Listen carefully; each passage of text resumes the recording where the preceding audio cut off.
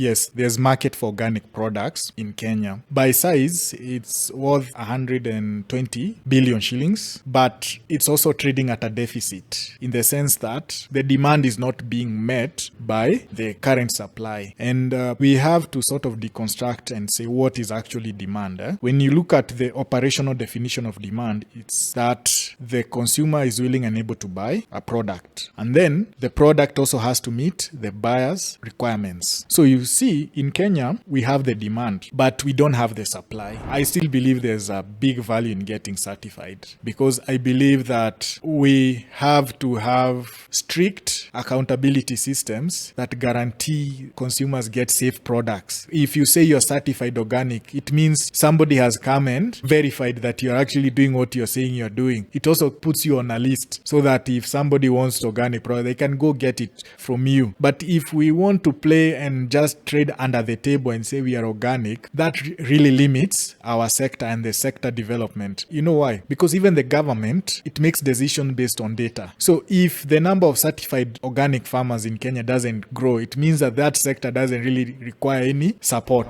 Murang'a County is actually very, very forward thinking because they're actually driving all the avocado farmers to be certified organic because they want to create a regional appeal for the Murang'a avocado so that all the exporters, they just want to set up camp in Murang'a. And that's a very strategic position, especially for a county, because it also means if your tree is certified organic, everything else on your farm is certified organic. So it means all the products coming from Murang'a, at least from a farm that has avocados, can be called organic. And Murang'a is the biggest exporter of organic avocados in the world because, Murang'a was the first county to set up policy that dictated the kind of buyers that can buy from the farmers there. So they were able to sieve out the bad actors. Murang'a was also able to set up certified tree nurseries. Imagine by 2015, Murang'a County was offering subsidized organic fertilizers to farmers. Murang'a is setting up food pharmacies based on organic farmers. Hey, what's up, everybody? Welcome to the Organic Guy podcast. This is your home of organic conversations. I'm your host, the Organic Guy, and right around here we have conversations on how we can make our food systems really get to work for us rather than against us. Today I want us to dive a little bit on a topic that is at the core of why we do this podcast, and that is on the state of organic farming in Kenya. We know of late there's been a lot of interest into organic and into sustainable farming in general, and mostly because we have been having sort of this expose of what's happening to our food. We know there's a lot of synthetic fertilizers being used in our food systems, but we also know there's a lot of toxic pesticides and herbicides that are being used on our food systems. So that's causing a lot of concern, and one of the options we actually have is organics. And today I'm privileged to have with me a guest who will sort of help lay us the lay of the land, like what's happening in the organic sector, where are we, what does the future look like in this space. He goes by the name of Martin. So Martin, welcome to the podcast. Yeah, thanks, Brian. It's a pleasure to be here, and I'm really looking forward to peeling back the mask on what organic really is and just sharing some of my insights but also experiences that make me super convinced that organic can really work in Kenya. Fantastic. Yeah, looking forward to that conversation. I'm trying to remember the first time we sort of interacted with each other. I think the earliest was I was an Egerton at that time, and you actually doing some of your work at that time at Egerton. I think you were sort of a research assistant at that time. Although at that time I wasn't into organics, but that's like the first time I started hearing about you. And then I got into organics I think in 2016, and then we interacted a lot through your work at Corn as well. So take us a little bit back about your background. So give us a little bit of context around where did you grow up? How was the environment like for you in terms of personality? Who are you growing up? So give us a little bit of that context. So I'm born and raised in Kiambu County. My parents lived in Kiambu, but then we moved to Limuru, where I got to be more connected to the land because that's where they built their home. We had access to some, pieces of land where they would do their small scale farming that we hear everywhere. They were professionals. My parents were professionals. They worked in the medical sector, but they really loved farming. My dad is actually the one who's been inspirational to me when it comes to farming and production. He's a resilient and hardworking guy. Can't really say enough about him and how he inspires me every day, because we got a piece of land in Maimahio. Maimahio is a very dry area. The soils they're not so good, very sandy, somehow alkaline, and not so good for farming. At least back then, they were not so good for farming. My dad really struggled to grow some tomatoes there. Every weekend, we used to go and water the tomatoes. He'd be going there every other day just to make sure they are good. The first harvest was terrible. The middlemen really took advantage of him, but he never gave up. Right now, he's a really good farmer. He still farms on the same piece of land. He's really improved. He's built his greenhouses. He's doing herbs. He's exporting. He's doing so many other different and wonderful things. And, you can see that resilience ever since, I think, 2004 till right now. You get it, yeah? So it's, that is a turning point that you see that when you really put in the work, when you really put in the consistency, you can actually make it. And one other key thing I've learned from me is you don't have to follow what everybody else is doing. If you have you have a knack for identifying trends and exploiting them, do that. People will always try to follow the crowd. But the moment you're a trailblazer, you sort of mark your own path, you dictate your own, successes, and you're the one who says whether you've succeeded or failed. Classically, I'm trained in environmental science. That's where I've done in Egerton University. And it aligns itself so much with agriculture. And, when you're young, you want to save the world. So the easiest way to save the world is to see who's the most vulnerable and how can you help them. So that's a bit of where I come from, yeah. It's a really interesting background. And, it's great to see, your parents really played an important role. But I'm not sure if, when you're growing up, you knew all this, the thing that they were doing, especially your dad, being involved in agriculture. Would they later find you sort of involved in agriculture? We might not have consciously those thoughts, but I guess once you watch, you see your dad doing all these things, they sort of get ingrained in you, and as you move on. It's quite interesting. You also mentioned your background is in environmental science, and I think we need a lot more people in that background, because for a long time we've seen agriculture as this sort of separate thing from nature. And I think in organic and in sustainable farming, they are trying to change the scripts and say, hey, wait a minute, nature is part of us. So we are trying to figure out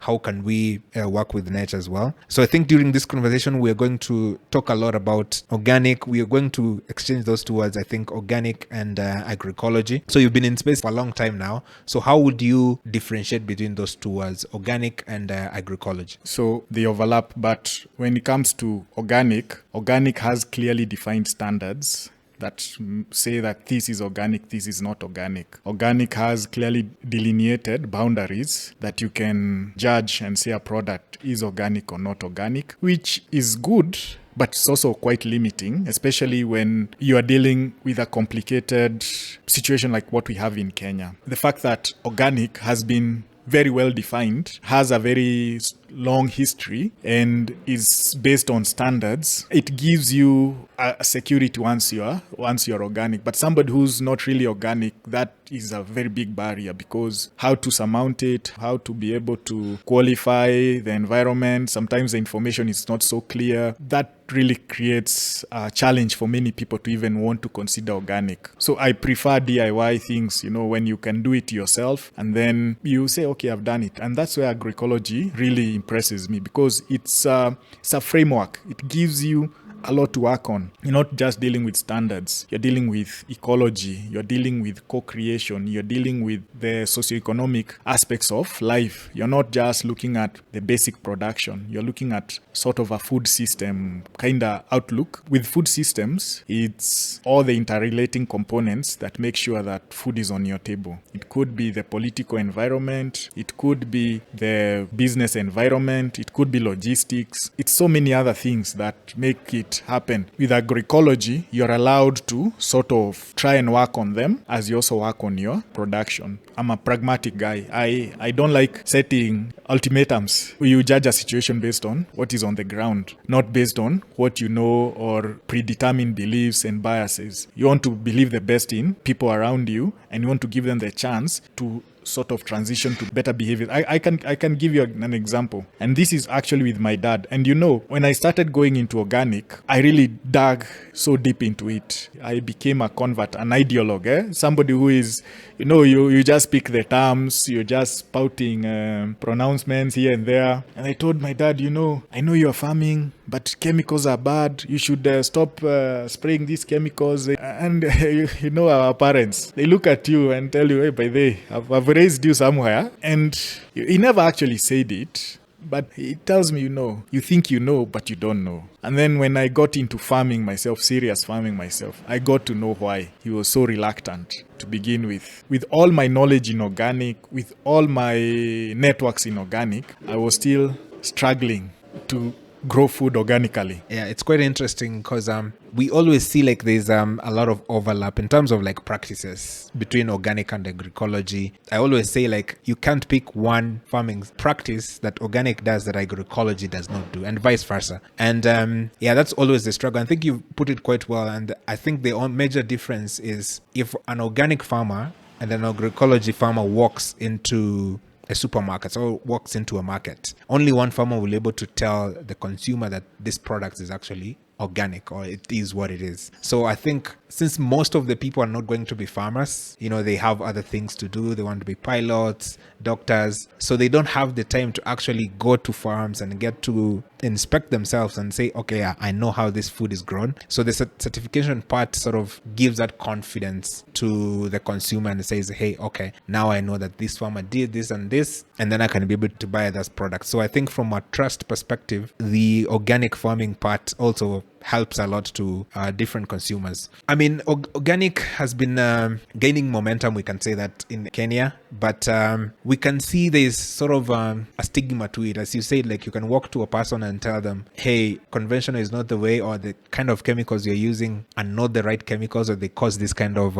things. But farmers are always reluctant to adopt that farming system. So I'm trying to find a way. What is the best way in terms of like creating systems? Can we create systems that we can walk into farmers and tell them, hey, if you follow this system, your journey towards organic will be much easier? For sure.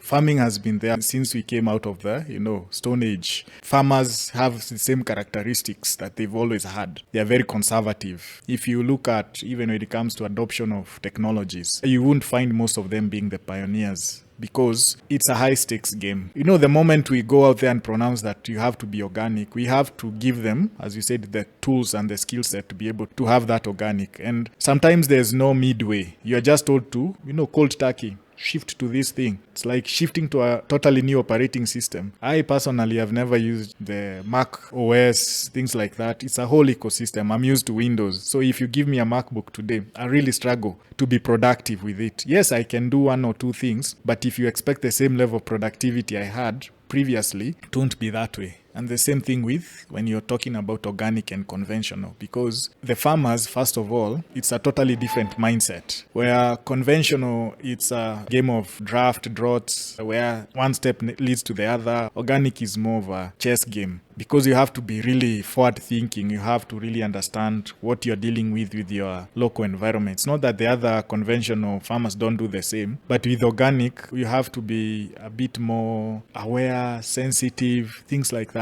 Because you can't just bring a pesticide and just kill whatever you want to kill. And that is where the farmers are scared. Because if you're used to growing 100 acres of maize, and then I tell you to go organic, that's no joke. You have to have the inputs, you have to have the training, you have to have the markets, you have to have so many things to consider before you even transition to that. That is what is missing in Kenya. Essentially, we have the know-how, but we don't have the operating system, the support services that are required to make these ventures successful. You find most of the organic farmers in Kenya, they have grown through trial and error. And there's nobody who has distilled these lessons into a key step 1, step 2, step 3, step 4, and this is step 5. Because organic, you have to learn your environment. And even when you're coming to universities, those curriculums, they are not, it's maybe one unit or one topic, but it's not a whole course on organic production. If we really want to feed Kenya, it has to be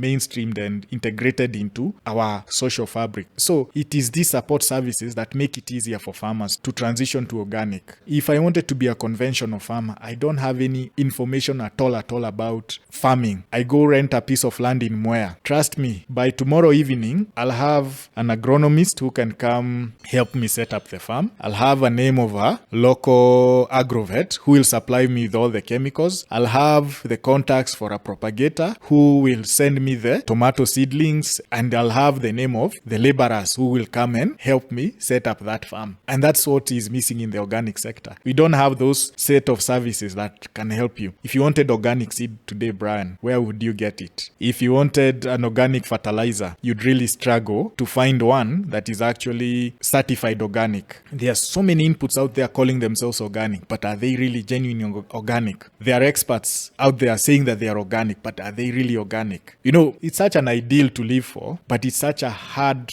task to actually achieve. I've worked in this sector for the last 13 years, and I can see where the gaps are. Much is changing, but much also remains the same. Okay, let's talk about those gaps then, because you've said that organic farmers or a farmer who wants to go organic, they necessarily don't have the operating system that they can walk into and plug into and be able to play the game. So can you explain, like in a simple terms, what is this system that farmers can plug themselves in and actually start that journey towards organic? So the basics is usually the agronomy component. You need to have an understanding of, the baseline with conventional and organic is understanding the soil, understanding the agroecological conditions around you, the environment. Does this area support this kind of production? That's a baseline that you need to go for. And now you come to the more nuanced parts of it. Like if I want to grow organic, can I use this seed? In Kenya, we are lucky enough that with the current standard, you can just go to a seed dealer and buy whatever is there. You clean up the seed coat and use that as a seed to start your production with. But now you come to the inputs.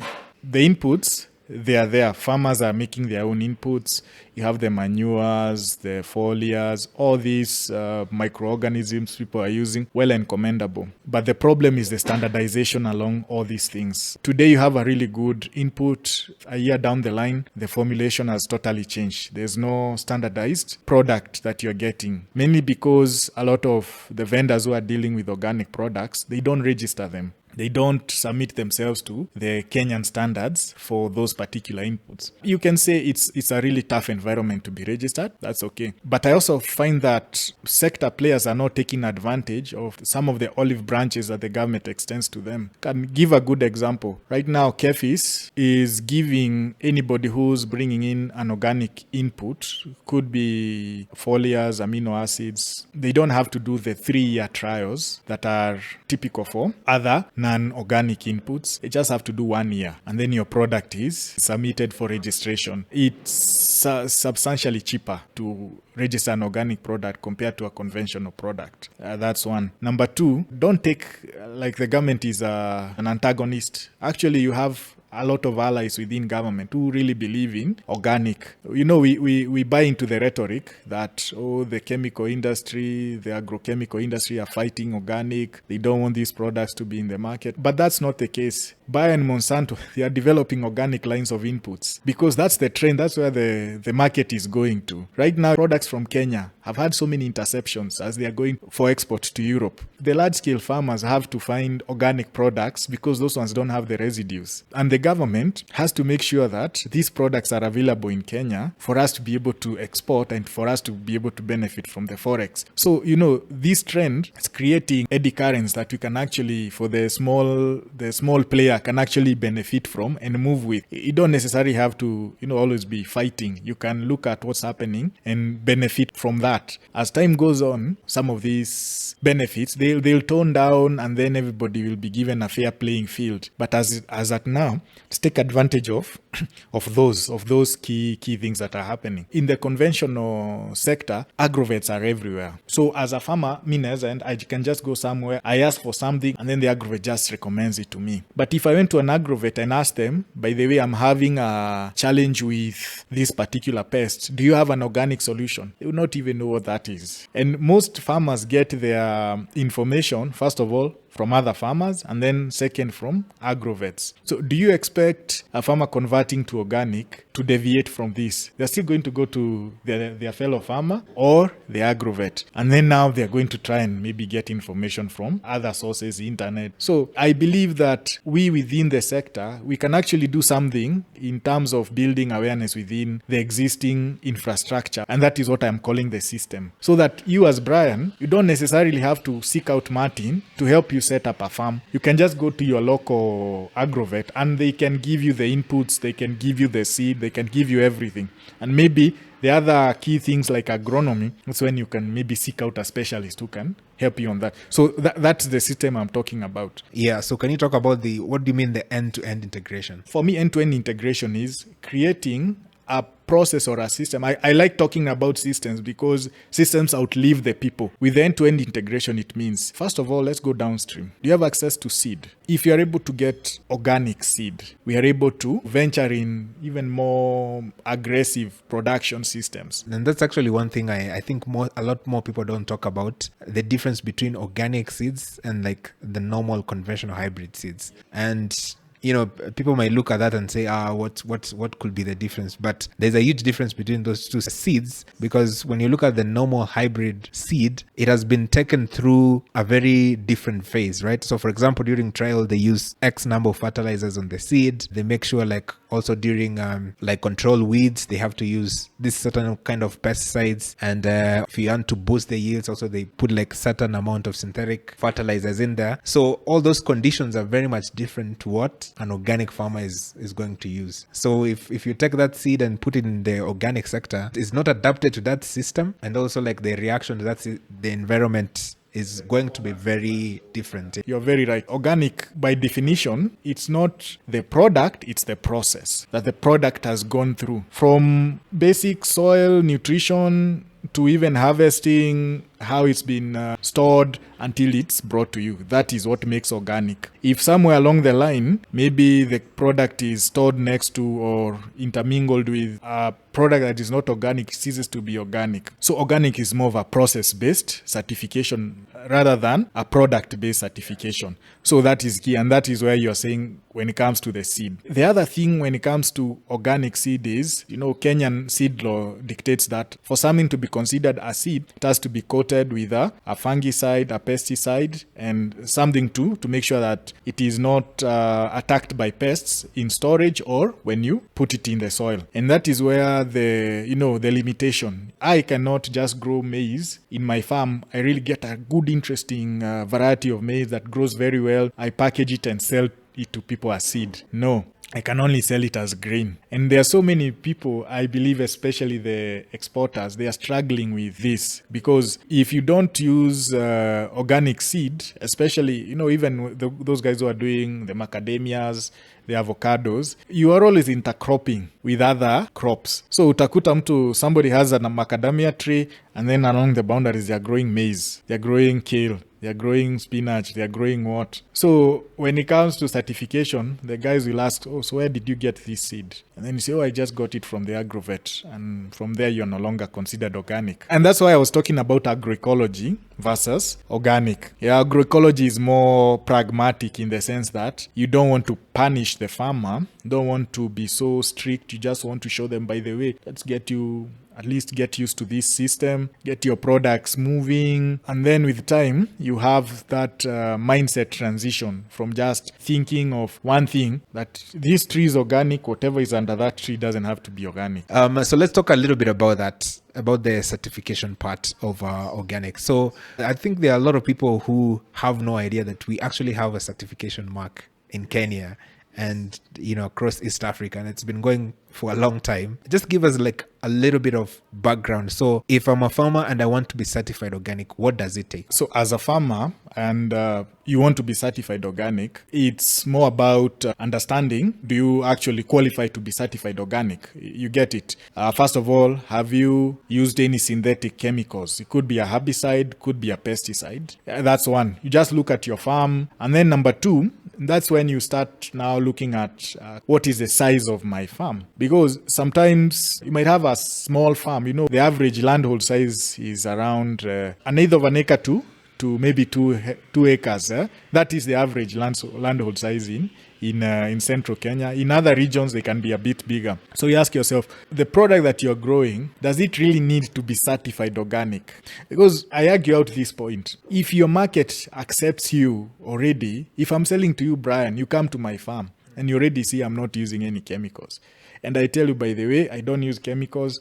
And we agree that, yeah, I'm growing organically. And you're buying from me. And you probably have an outlet. And you're selling to your customers. Why should I try and be certified organic? It makes no sense at all. So you look at that.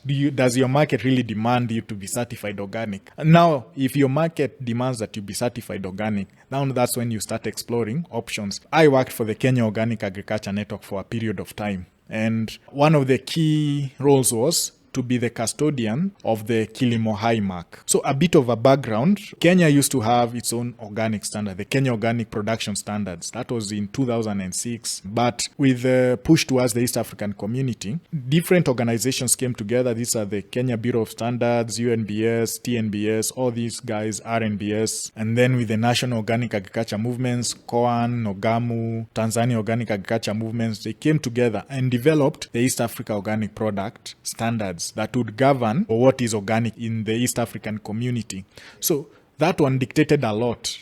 It gave, at least a regional standard for organic. But, a standard is one thing, but a mark is a totally different thing. So actually, you and I, Brian, we can come and say, can we create our own organic mark based on the East Africa Organic Product Standards? And we come with our own private mark. We just go to KEBS, we submit our declaration that we want to set up our own mark. If they agree that, yes, you can do that, we start doing it. And we have our own private mark. It's the same thing that Kilimo High actually is. Kilimo High is a private mark. Yeah, that is based on the East Africa Organic Product Standards. It's only that, with a regional perspective where the Kilimo High mark is common in Kenya, Uganda, Tanzania, Rwanda, and all these other East African community countries. So you find that it's such a good element because we want to promote regional integration, trade. It's easier to trade an organic product across the borders than if you're trying to promote just one particular country's organic brand. So COAN is the custodian of the East Africa Organic Product Standard through the Kilimo High mark. So when you want to be certified organic,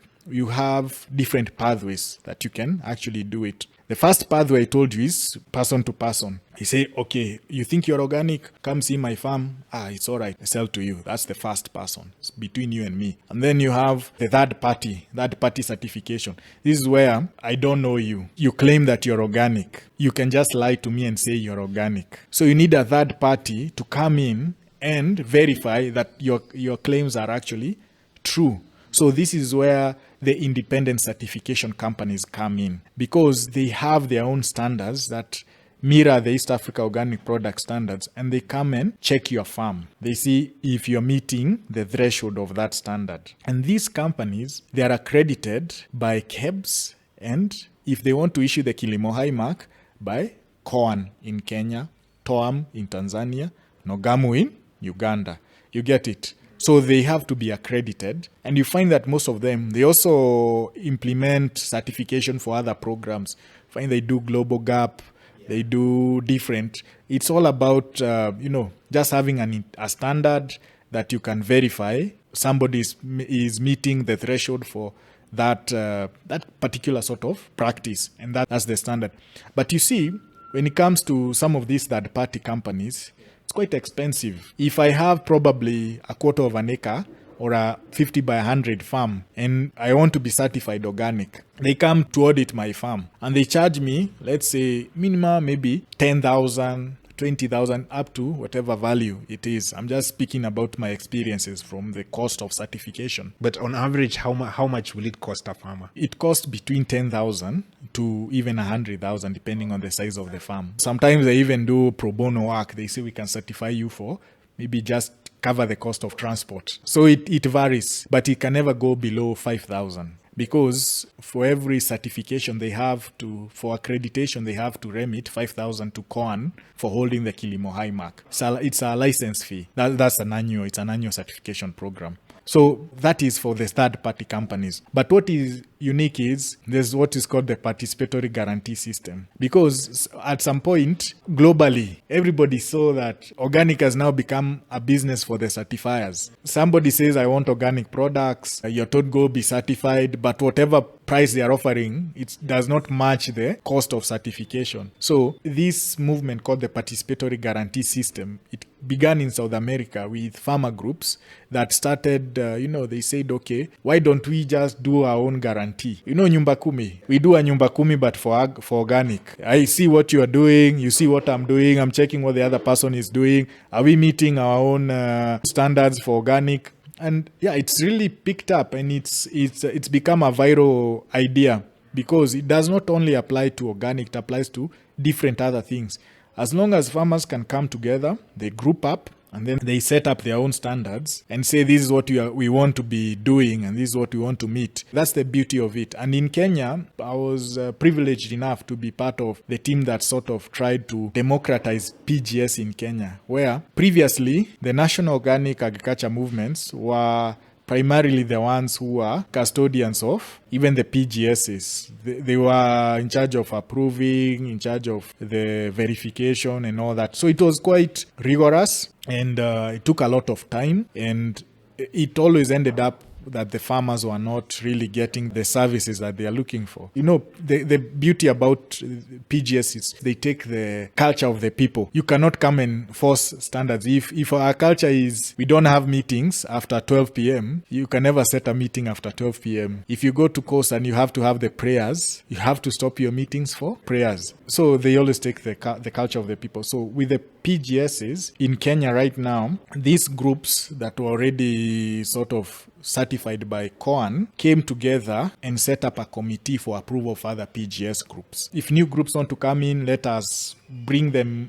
in, but we have our minimum standards because they also use the Kilimo High mark. So if one group is applying very good practice, another group is very lax, it sort of waters down the value of the mark because you don't get a standardized products across the country. COAN, the Kenya Organic Agriculture Network, is still the custodian of just receiving applications for PGS. You get it. They receive applications for PGS. PGS groups can have maximum of maybe 20 members per group, but that is not a strict, it's just a recommendation, and then a minimum of 10. And then the cost of PGS, this is key, and it's just the cost to cover the audit and review of the application, usually 10,000 shillings for the whole group. So a group of 10 has to pay ideally 1,000 shillings per person for the whole year. And it's usually not the whole year, for 2 years. And for each extra person, after 15, they pay 500 shillings. So if you have a group of 20, you pay 2,500 on top of the 10,000 to make it 12,500. It makes it very affordable for farmers. But what I usually say is what you trade for money, you pay for in time. Because for the PGS, it has to be very participatory. You have to attend meetings, you have to do the peer reviews, you have to have your activities, your trainings, all those things. So for a farmer who is, time pressed, they have other shugulis out there. It's expensive. Time-wise, it's expensive. But in terms of money-wise, it's very good. In terms of social connection and cohesion, it's very good. When you're thinking about agroecology, that's the best practice you can have because it brings that social cohesion, community integration, co-creation. It's a key component where you can come up and develop new things together. If it's farming practices, share them, improve upon them. So that is a very, very good concept. And it helps a lot of products get to market because I believe 90% of all locally consumed organic products, they come from PGS groups in Kenya. So the PGS is usually like location oriented. So like a group of farmers who come from, let's say, the same geographical locations are usually grouped together. So you can't have like a farmer who is in Kiambu and then Machakos, they're in the same group. I would say yes, but I would also beg to differ. Geographical location is a key component of PGS, but as I said, PGS takes the nature of the community that you are dealing with. I have a specific group that I've worked with for the longest time. Actually, I believe they would be the oldest PGS group in Kenya. They are called the Innovative Organic Group of Farmers, INOGOF. They have their farmers market at the Kid Venturers next to Braeburn. That group is an eclectic group of farmers from all over the country. But what sets them apart is that they they are very strict on their peer reviews. They do random visits to member farmers. So you can have the around, I think, 15 members in total. More are coming in, others are leaving. However, they are based all over. You find a farmer has a farm in Machakos, another one has a farm in Kiambu, another one has a farm somewhere else. But they are a PGS group. So I sort of, that's why I beg to differ. But in the ideal sense, you would really want to have a group geographically co-located where they can just come in. When you're walking home, you can just check over your neighbor's fence. You see whatever they are doing out there, if they are spraying. And if they are spraying, you go check, okay, what are you spraying? I'm doing a bit of foliar, I did. Because organic is based on trust. If you don't trust the farmers, you don't trust the product eventually. And one of the best quotes, like I always repeat, is that for one to become an organic farmer, they have to be organic themselves. So if they're organic themselves, then it will be very hard for them to go out there and try to find like a synthetic fertilizer or a synthetic pesticides to use, because they themselves, they are organic, so they can't imagine themselves doing that. You mentioned about the size of land. Is there like the smallest size that you can recommend for someone to be certified? I think it depends on the economic value that you're getting from that land. If you're doing mushrooms, you can do it organically, right? Because mushroom is an intensive production system. From a small piece of land, you're able to probably do a lot of products. But if you're doing something like kale, the high volume, low value products, probably don't get certified. Try and market locally to your groups. Maybe be part of a PGS within your locality, things like that, because certification is always about market and market access. If you already have the market and the market believes that you're getting the value for the product you're growing, there's no point to be certified. It's like a floss mode. You want, I want to say I'm so organic certified, but you're not getting value for that certification. You have to get value for that certification. Before you commit to something, it has to be bringing you value. It could be, maybe the value is, as I said, you want to be proud and feel that you are part of this organic certified community. But essentially, I discourage people from being certified for the mere sake of it. I would actually encourage you, if you really want to be certified, you are thinking of marketing your product as organic. Yeah, actually, that makes sense. So nowadays I see like there's a movement of people who don't necessarily believe in organic certification. So it'll be interesting to get your perspective on this. Is organic certification something that is still worth pursuing? I think it is, because we have so many frauds out here who want to degrade the name organic so that they can sell their products and do whatever they want on their products. I still believe there's a big value in getting certified, because I believe that we have to have strict accountability systems that guarantee consumers get safe products. If you say you're certified organic, it means somebody has come and verified that you're actually doing what you're saying you're doing. It also puts you on a list so that if somebody wants organic product, they can go get it from you.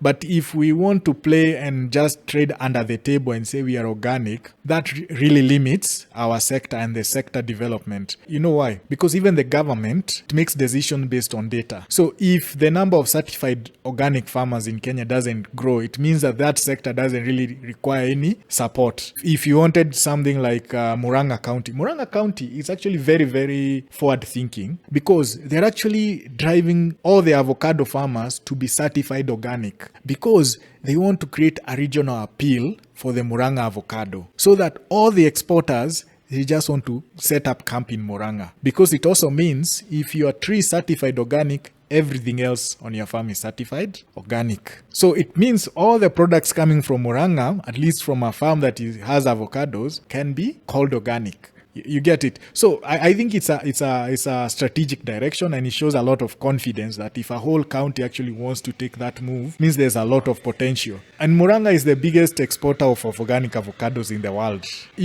I think, it's all about understanding market trends. They moved from macadamia to avocado a very long time ago. And for the last, I believe, 10 years, they've just been on a path of building up their capacity of the county towards, first of all, avocado production and also organic certification. So you get that Murang'a was the first county to set up policy that dictated the kind of buyers that can buy from the farmers there. So they were able to sort of sieve out the bad actors. So the really legitimate companies, export companies, can really go register with their trade boards and buy from the farmers within the county. So you see, even the farmers themselves, they are getting value for their products. And these companies are able to get good quality products from Muranga. Muranga was also able to set up certified tree nurseries for the avocados. So, I normally say it's strategic decisions that lead you to a specific benefits. And now every other county wants to do the same. But there's a very long period of catch-up they have to do.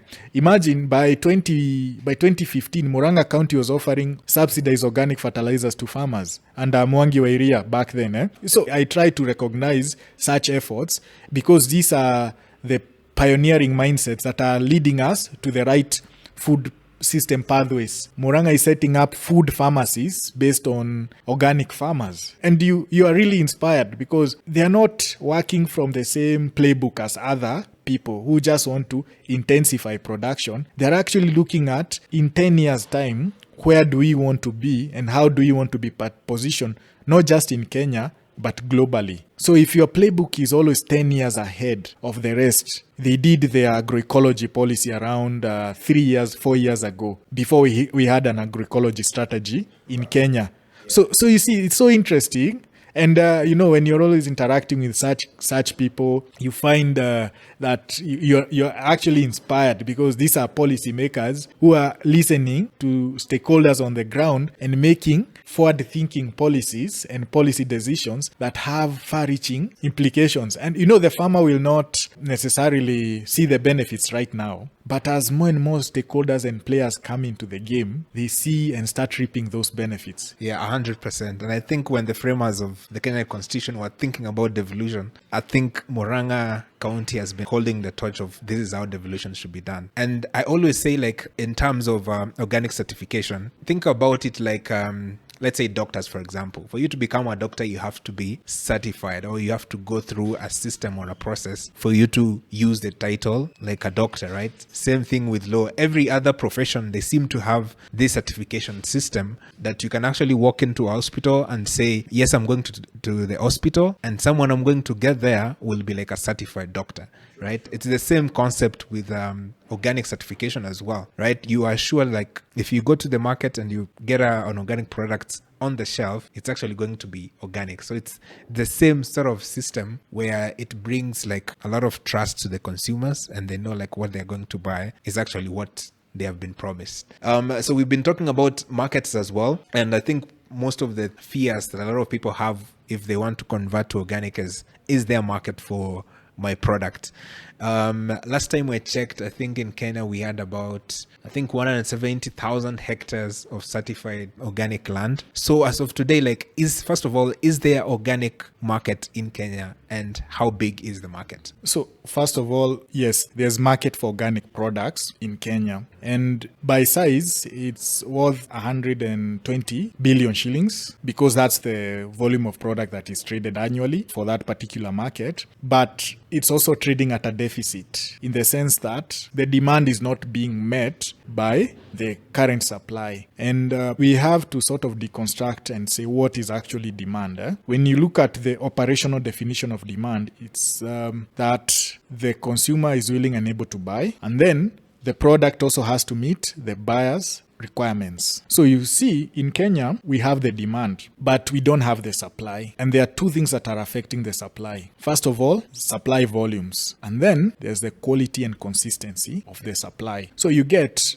here I have my mangoes, right? I have my mangoes. This is a product we've been working on. Veda Farms, Kibwezi. It's an organic mango. Very sweet when it's ripe. Very high quality product. This mango can sell in any market in Kenya. Supermarket, mama mboga market, anywhere in Kenya. Because the way we positioned ourselves is we are selling quality products in the market. But organic, unfortunately, the supply has not caught up with the consumer needs. So we can still talk about people believing that if you buy a tomato that has little holes or a kale leaf that is beaten here and there, that is what is considered organic. The producers, majority of the farmers still believe that. But the consumer has been so used to very highly appealing and aesthetic products that if you present them with that product, they are not going to buy it. They would much rather prefer they buy the really attractive skuma wiki without any holes, and then they eat that at home. They consider that to be quality. And they are not wrong, because that's what the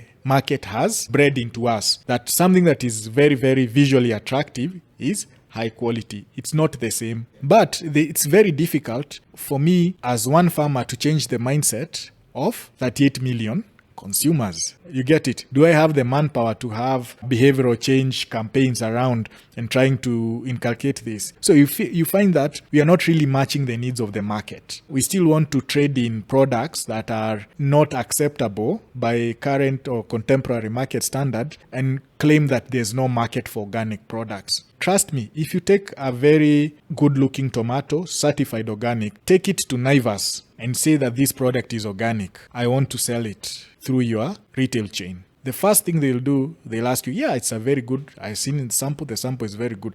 They're going to ask you, are you able to supply 6 outlets at 2 tons a week per outlet? And can you do that for the rest of the year? The retail world is very strict. An empty shelf is a lost opportunity to sell, and that could be a lost customer, because customers hate empty shelves. They feel that they're not getting their needs satisfied. That's why even if you go to a supermarket and one shelf is empty, the likelihood of you going back to that supermarket anytime soon is very low, because you feel, I'm wasting my time. I need to get everything under one roof. And that is the behavior we have with consumers today.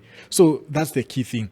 And then I actually believe that organic markets are there. It's only that we are not tapping the right market. People think Carrefour, Naivas, Quickmart, Corner Shop, all these guys are the market for organic products. But your next door neighbor is a market. Your local mama mboga is a market, because that is where the people are actually going to buy food. And we just want to, we want to pamper ourselves and just put restrictions, because those are really good markets. I know I have sold products. You go to the market, you get somebody say, this is organic. Can I sell it to you? I say, what is organic? Whoa. But then the next day, they say that product was very good. Can I be buying from you? I'm not just speaking anecdotally and trying to present unique situations. This is things that we have tried, tested, and they're actually moving. We've done it in Murang'a County. Farmers are just organic farmers. They don't even care about selling to Nairobi. They just sell to their local communities. They do it. They move a lot of volume at a very low cost, and they don't care. Money is money at the end of the day. Whether I've sold in Nairobi or whether I've sold in Murang'a, it does not matter. If I have sold in Kibwezi or sold it in Mombasa, it does not matter. Money is money. I've already also provided safe food for consumers. So we are not really tapping into the market. So I think the biggest opportunity is actually with the aggregators. These are the people who can bring together different groups of farmers who are growing organically and aggregate this product and sell it to maybe some of these retail outlets, hotels, restaurant chains. I also think, a diversified market is really good, where players specialize in key areas. You don't want a farmer to be a farmer, a processor, a distributor, a retailer. That doesn't work. You cannot scale that. It's really hard to scale that. You can maybe have one person who's really, really talented and they can do that.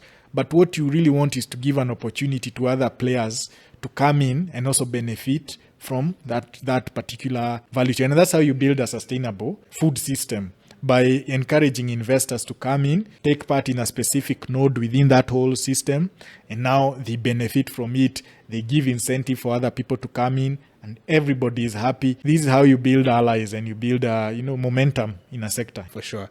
And I think that's usually an underrated thing about farming itself. Because even if you look at the developed countries and how they do the agriculture, it's usually very direct in terms of every farmer knows, hey, I'm growing beetroot, or I'm growing maize, or I'm growing tomatoes.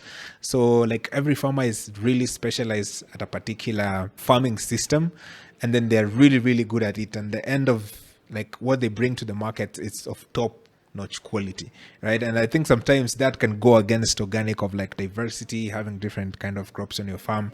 But in terms of even that, as a farmer, you have to find a product that gives you majority of your income. You know, like maybe I'm growing sweet potatoes. This is what gives me the maximum income. And then these other sort of products I'm growing, they give me other things like, hey, maybe it improves my soil, maybe it helps prevent pests and diseases. So once we do that mind shift and try to focus on what we do best, I think it will help us accelerate the movement as well. So you talked about the market and the size of the market. So I'm trying to wonder, because most of the things I'm also seeing a lot of people do is they see like an export market opportunity, let's say in the Middle East or in Europe, and they go set a farm, and their first instinct is just to grow things and then export those things.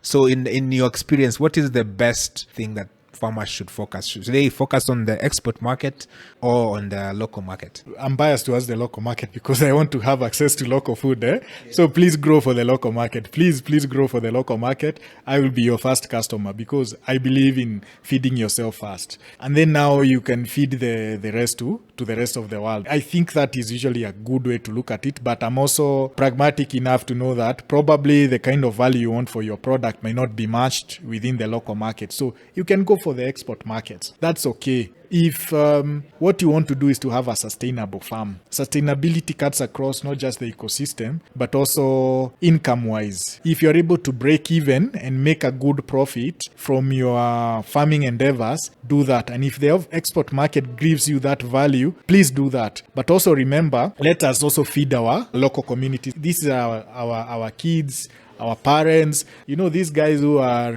we hear in some specific counties, I won't mention which ones, that you see a farmer growing potatoes. They have a section of land they grow potatoes for themselves, and then they have the other larger piece of land they grow potatoes for the rest of the market. That rest of market, that potato will still be eaten by your niece or uncle or in that other county that you're selling to, and those ailments you'll pay as a society for them. So you're not isolated. But please, if you are able to get an export market, please do go for it. Don't hesitate.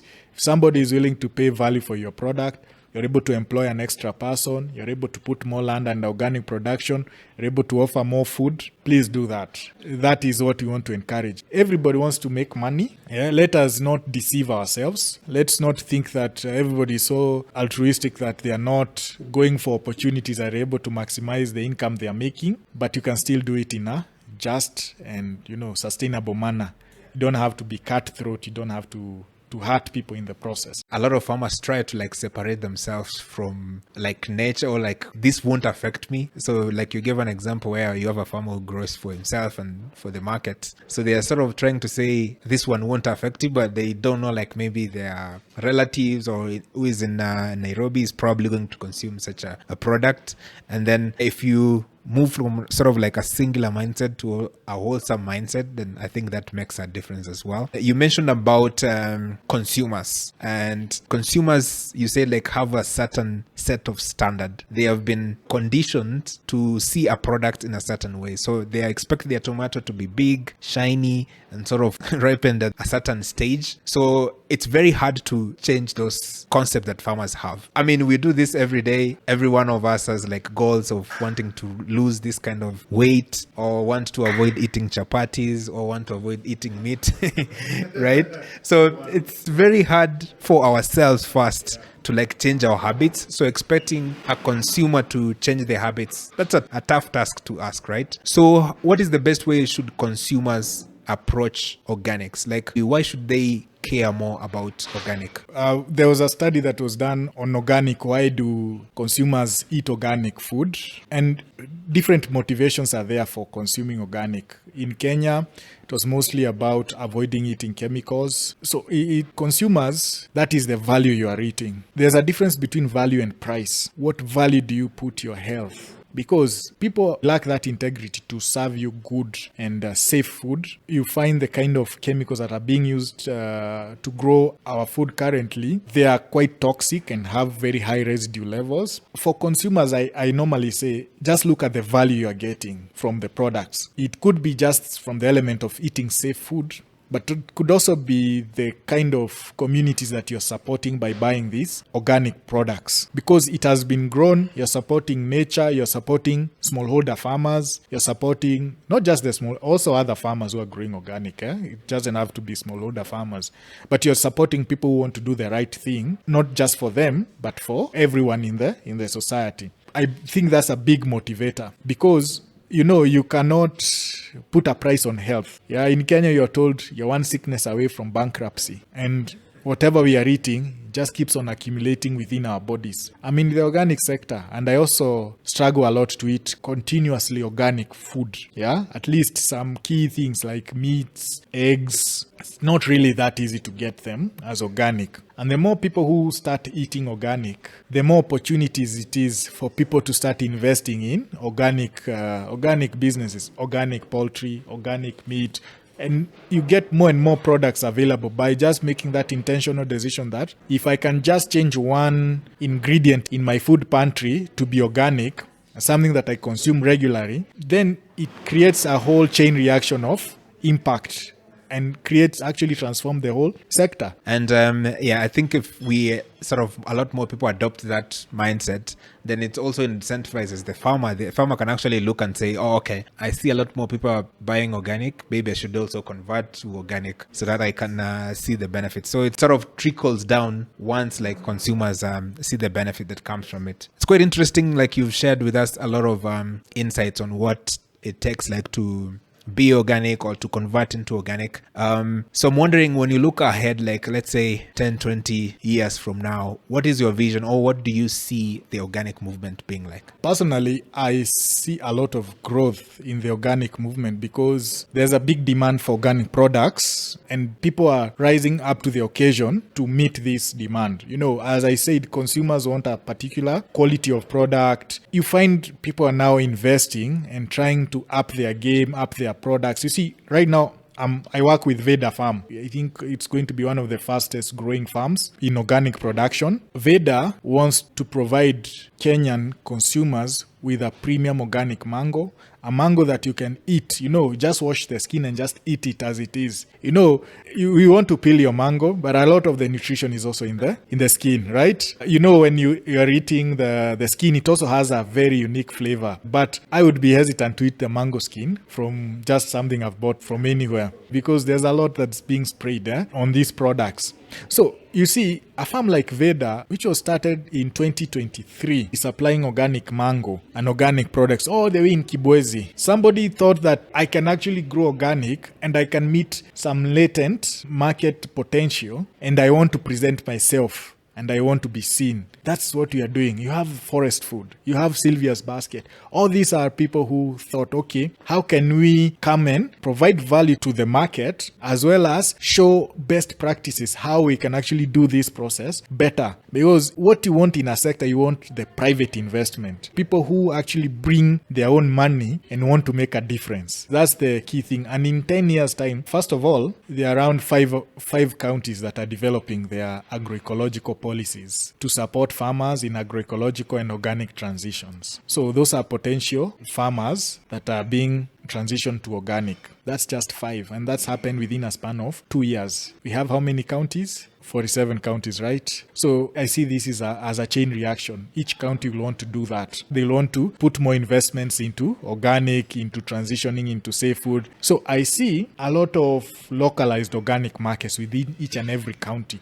Right now, Nairobi dominates. But that's not to say that the only consumers of organic are found in Nairobi. No, the other day I went to Narok. You still find the art cafes, you still find the Javas, you still find all these chains that we usually thought that we never see in those counties. That also signals something. You have a sophisticated and kind of consumer there who demands something different, the same services they would be getting in Nairobi, but now closer home. So the same with organic. People in all the different counties, you'll find them, they are really thinking about how can I find access to safe and nutritious food. And organic serves that purpose. So I see each and every county within the next 10 years, at least 2 or 3 organic outlets or an organic section within the major supermarket, within those particular outlets, and several grower groups trying to serve those markets. I also see an increase in single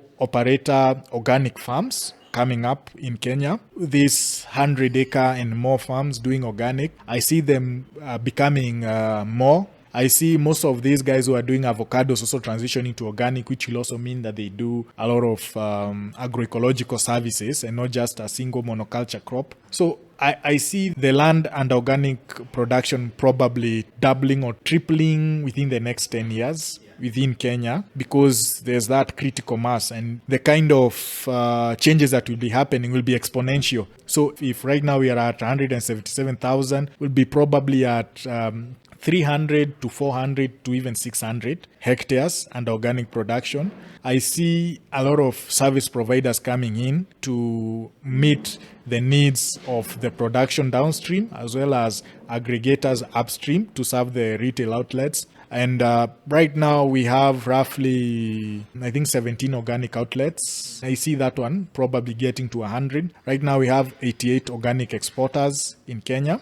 Currently, as the statistics I have, I see that one going to over 200 to 500, 200 to 300. So I think the future of organic is great. I also see inputs, an input number of registered organic inputs also sort of, this will quadruple, because as at 2023 we had somewhere between 200 inputs, and now we have roughly 400 or so. Yeah? And then you also have the operators who are not necessarily certified organic or registered with KEFIS, but they are still producing products. We see a group like the OFIMAC. These are the Organic Fertilizer Manufacturing Association of Kenya.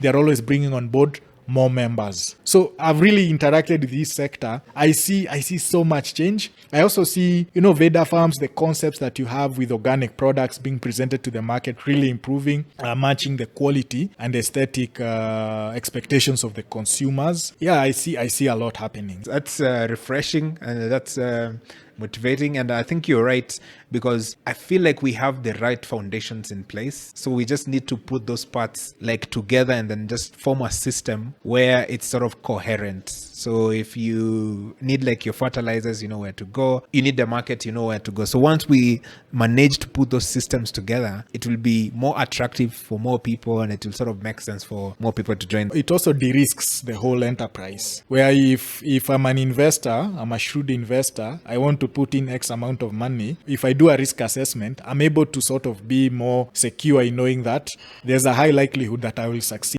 You mentioned there that you've been working with Veda Organics. So I know you provide these services to farms or to people who need it. So you can just give us a little bit of an overview, what you do with the Ahava Organics. So yeah, I'm the co-founder of Ahava Organics Limited. Ahava, we started operations in 2021. We started as a farm, Ahava Organic Farms. We had quite a sizable piece of land in Mbeere where we tried farming. It was not successful, but we've come to terms with that. So one of the key lessons we got from that particular venture was you can have all the knowledge, all the information, but if you're missing some of these key services, and also, as I said, that operating system, there's a high likelihood that you'll not succeed. You have to be aware of so many different dynamics, and when one farmer or one individual is taking up that whole task, there's a likelihood to have what you call blind spots in the decision-making component. So when I was at the Kenya Organic Agriculture Network, I got to be intimately exposed to some of the key systemic challenges with organic production in Kenya. One of them is access to inputs. This is a systematic sort of decomposition of the problem. You're doing an organic production system. You want a solution for this particular pest. You're given options, but you don't know the efficacy of these products. A lot of people are importing them, but you don't know the efficacy. You might invest in a particular product, but you end up not really benefiting from it. When I was at Corn, I wouldn't probably have told you, how do you even register an input in Kenya? I've just redirected you to KEFIS. But then I sat down and thought to myself, okay, we are trying to build the sector, but you're not really providing solutions. You're just pushing people to another direction, maybe because you're comfortable in this particular space and not that space. But you have to ask yourself the tough questions. Are you really serving the market and providing the real and needed solutions for that particular market and the needs? So we came up with a product registration service, teamed up with KEFIS, teamed up with other actors in the sector, and standardized that whole registration process. You'll find me going and for every trade fair that has an agrochemicals guys, I usually just have a walk around just to make sure that we're able to identify people we can partner with, people we can actually encourage them to input their biologicals and other products into the Kenyan market, so that we have more products available, more products farmers can actually pick from, and we are able to we also do the field trials for these products. So if you have a certain claim on the label, we try it out and we see does it really work, or are we just stories are jabba in Kenya? So we do that. We offer that service, and it's an interesting service because I never really knew that it existed until I dug deeper and got people who are actually doing it, and we actually agreed, okay, can we offer this? Is this an interesting thing for people to have in Kenya? And that's it. It's working because the regulatory environment in Kenya is quite, it's not really that well. You can't decipher it that easily. I can't tell you that to get a foliar product registered, it's step 1, 2, 3, 4, 5, because you have to deal with the organic standards, that is KEBS, but you also have to deal with efficacy, that is KEFIS. And a lot of organic input manufacturers locally in Kenya, they are not registering their products. And that brings a very big and serious issue because they are not submitting their processes to standardization. If today the N nitrogen percentage is 0% or 6%, tomorrow it's 11%. Phosphorus is 0%. Tomorrow it's 16%. And it's still the same label. How am I supposed to trust your product? We are also in negotiations in terms of developing organic seeds in Kenya. We are having some negotiations around the substitutions for the seed coats and the seed covering, and also the trials and performance of these seeds. We do have a very strict and rigorous seed policy in Kenya that dictates what type of seed can be introduced as a new seed. It has to either outperform the current available seeds. So I'm not an expert in that, but I usually deviate to my partners to decipher that. But you see, inputs, seed, and now where I'm involved in particularly, it's developing farm production systems. That is, how can I make a highly well-oiled farm system? How can I make you as an owner feel that your farm is working well? What kind of indicators are you looking for? I told you I failed, so I understand where the failures actually come in. So how do you create value within a farm, from operations, agronomy, human resource, all those things? We come in, we manage your farm, we help you production-wise, do your projections if it's about what type of markets are you targeting, how are you going to serve those markets, how can you be more sustainable balance sheet-wise, and also even from the agroecological perspective, we do that, and we also digitize it. We have our own farm management systems that we work with, that at least as a farm owner, you're able to observe and see what activities are happening on your farm. We also help you be prepared for certification. It can be global gap, it can be organic, it can be different types of certification, depends on your needs, and making sure that the organic system plan meets those specifications for those production systems, so that if you're just looking to sell to the local market, it's all right, but you're ready for export, you're ready for other markets should you want it. So that's what we do. And also certification advisory. If you are looking to get your farm organic certified, what steps do you need to do? And this is not just limited to farms, it's also limited to exporters. It's broad range. You can even be a retailer who wants to have organic products. How can we plan your sourcing? How can we do? So ideally, the goal is, how can we make the organic sector more attractive to investors? So those are the kind of problems we are solving. At the market level, we are sort of coming into partnerships with retail outlets to see how we can make their supply more sustainable, especially when it comes to organic products, diversifying their sources of products. Like here I have the Veda mango. It's a new product we want to introduce into the market. We are partnering with specific vendors. You'll see it in Carrefour supermarket, premium mango, very high sugar content. You can eat the skin, everything. But you see, the mango will be available probably for 2 months. But how can we get other products that are also interesting that you can be able to get across the year? You know, we don't want to lie and say that we can solve all the problems, but we bite as much as we are willing to chew. Is there like a minimum number of hectares that you can plug and play these systems? Minimum is the amount of value you can generate from that piece of land based on the products. A quarter of an acre, if you're doing herbs and spices, you can generate the value. 2 acres, same. The goal is how do we maximize the output and make it worthwhile for the farmer. We do charge our administrative services. We don't want to to be a burden to the farmer. We don't want to extract all the value we are generating within that system and then leave them with nothing. So yeah, I think that's a very much needed need that you're solving. So I usually do this thing called rapid fire questions towards the end of the conversation. What I've done, I've prepared 10 questions for you. I'll ask you a question and then you'll give me like quick fire answers to the questions. Sawa, ready? Yes, I'm ready. Okay, yeah. So the first question is, when you're young, what did you want to be when you grow up? I wanted to be a vet because I love animals. Second question, what's the biggest misconception people have about organic farming? They think organic farming is about using manure. Third question, who inspires you most in agriculture? My dad. Fourth, what personal failure or a mistake in your work that turned out to be a learning moment? There are so many. I think when I lost Ahava farms. Fifth question, describe agroecology in one word. Co-creation. Sixth one, what's your favorite Kenyan meal? Ugali choma. Eighth question, what's one piece of advice that new organic farmers should ignore? You need to be certified. Ninth question, what is one quote that you live by? Building organic excellence. That's something I live by. Last question, if you could advise your 18-year-old self, what advice could you give to him? You're good enough. All right. So that was the conversation. I think myself, I enjoyed it very much. Thank you for sharing a lot of information that I think is much needed within the organic sector that we don't always talk a lot more about. If there's someone who wants to follow your work like on social media, how can they do that? I usually post a lot on LinkedIn for obvious reasons. You just look for Martin Njoroge or ahavaorganics.com. That's our website where we post our services, and you can still search for Ahava Organics. Ahava means love in Hebrew, and I've always loved organics. Okay. Yeah, I think that one is pretty clear. So thank you very much for making time for the podcast. Really enjoyed this. It's a pleasure. Congrats for your 5 years of consistency as the organic guy in Kenya. It's always a pleasure to meet you and interact with your team. And seeing that you're growing, from lip to lip. A lot more to come. So this is just the beginning.